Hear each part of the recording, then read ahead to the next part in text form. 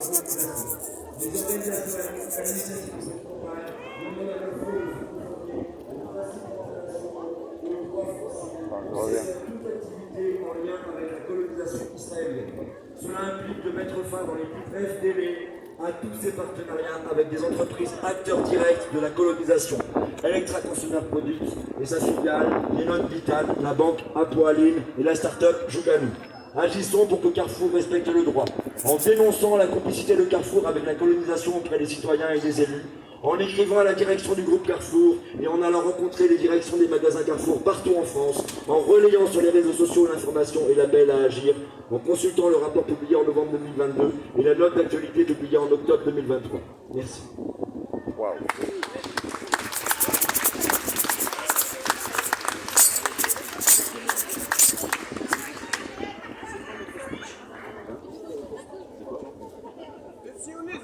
C'est du sionisme, ce ne sont pas des Israéliens, ce sont du sionisme. Le sionisme. Extrême droite et droite extrême. Le gouvernement israélien est le plus à droite de toute l'histoire du pays. La politique du gouvernement israélien d'extrême droite est l'aboutissement d'une politique israélienne qui a dérivé de plus en plus vers la droite et de décennies de politique d'annexion et de politique de suprématie juive. Depuis fin 2022, en Israël, plusieurs ministères sont aux mains de figures de l'extrême droite. Des sionistes religieux qui n'ont eu de cesse d'encourager la colonisation en Cisjordanie, exacerbant les tensions. Le Premier ministre, Benjamin Netanyahou, qui appartient au Likoud, parti de la droite traditionnelle, devenu parti de la droite extrême, a en effet pu revenir au pouvoir grâce à la faveur d'une coalition avec plusieurs partis qui sont, eux, d'extrême droite. Parmi eux, deux figures particulièrement sulfureuses, Bezalel Smotrich, ministre des Finances, et Itamar Ben-Gvir, ministre de la Sécurité intérieure, qui, je vous le rappelle, a décidé le siège complet de Gaza. C'est lui qui a dit « pas d'électricité, pas de nourriture, pas de gaz, nous combattons des animaux et nous agissons en conséquence ». Dans cette coalition, à côté des ultra-orthodoxes, des partis Chias et judaïsme unifié de la Torah, Smotrich et Ben-Gvir sont des représentants de ce qu'on appelle le sionisme religieux. Le sionisme, dont je vous rappelle, à l'origine, quand il a été créé, était laïque. Homophobes, sexistes, racistes, les deux sont favorables à l'annexion de l'intégralité de la Palestine, de Gaza à la Cisjordanie, en passant par Jérusalem-Est, et l'instauration d'un État théocratique intégralement soumis à la loi juive. Bezalel Smotrich, dirigeant du parti Mafdal, sionisme religieux, est contre l'organisation des Palestiniens en vue de la formation d'un État. Itamar Ben-Gvir est quant à lui la figure de ce qu'on appelle le fascisme juif. Le retour en force de ces mouvements ces dernières années est autant le fruit des manœuvres de Benjamin Netanyahou pour se maintenir au pouvoir que d'une exaspération de la société israélienne vis-à-vis des affaires de corruption touchant la classe politique, ou de la banalisation et de la dédiabolisation des idées d'extrême droite. Je vous fais référence à ce qui se passe en France. Une banalisation facilitée par la couverture médiatique et l'appui de l'idéologie messianique de Donald Trump et du courant évangélique américain. Un soutien des franges les plus dures de la droite américaine et des suprémacistes juifs et à une extrême droite qui est l'expression d'une nouvelle internationale fasciste. Le résultat des élections européennes en France, avec une large victoire des listes d'extrême droite, a provoqué un séisme politique.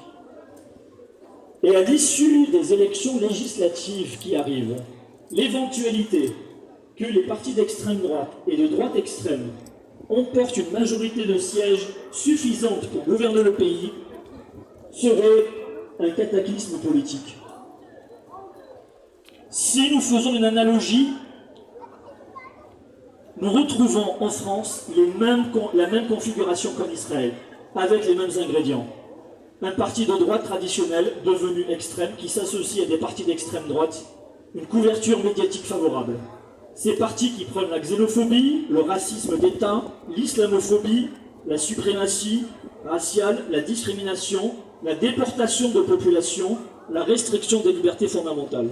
Nous voyons aujourd'hui où mène une coalition du gouvernement sioniste.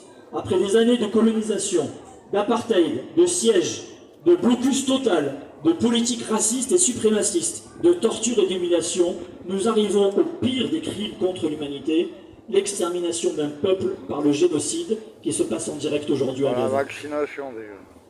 Si nous revenons en France, posons-nous la question, qu'en serait-il d'une coalition droite extrême, extrême droite? Par exemple, sans le citer, ou sans la citer, un membre de Reconquête, du parti Reconquête, a rejoint Rassemblement National et voudrait appliquer la même politique que Netanyahou et s'inspirer du sionisme politique. Malheureusement, pour terminer, l'histoire est là pour nous le rappeler, en Europe, il y a moins d'un siècle, dans un climat intellectuel, politique et médiatique antisémite, le Front populaire a essayé de résister à l'avancée du fascisme sous toutes ses formes. En 1933, Hitler, à la tête d'un mouvement nationaliste, a fait appel à la droite traditionnelle pour avoir une majorité parlementaire. Je fais référence à ce qui se passe aujourd'hui en France également. En 1936, il est élu. En 1939, vous connaissez la suite, il déclare la Deuxième Guerre mondiale. Les 30 juin et 7 juillet, nous n'aurons pas le choix entre plusieurs programmes politiques, mais entre le fascisme et la guerre civile, et une société de progrès social et humain et la paix. Les 30 juin et 7 juillet, votez Front populaire. Merci.